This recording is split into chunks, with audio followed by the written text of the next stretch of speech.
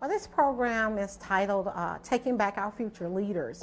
And this program, in fact, started 10 years ago, not under my leadership, but under the leadership of another one of my sorority sisters, Jeanette Carter. We're just excited that our program is 10 years long, 10 years strong, and that we have built additional community partners along the way. Some being the men of Omega Psi Phi, Salama Urban Ministries in the past, Metro Police Department. They come to us every year, one of the school resource officers, and do workshops for us as well. They should also expect a day of fun and gathering and meeting new friends, but also an opportunity to see adult men and women who look like them, who are already doing positive things in the community. Because our presenters are very well trained in their field of expertise, and so they bring a wealth of knowledge and information. It is our 10th year. We're excited about it being our 10th year.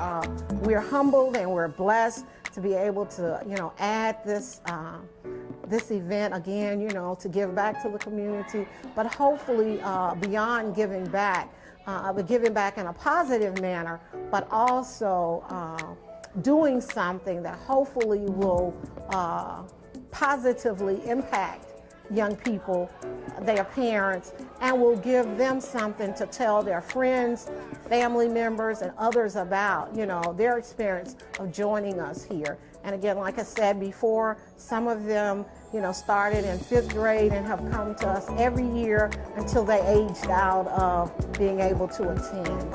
I mean, that's awesome. Parents frequently talk about, my child was there last year, and they're already asking, can I go back? And so when we put the notice out or we make the announcement public, parents do a good job for the most part about calling and getting their students registered. And many times, because I respond to those requests, many times they say, my daughter or my son came last year and they had a wonderful time and they're looking forward to coming back. And I was there myself, and you all are doing a great job, and we just want to be a part of that. So that's important.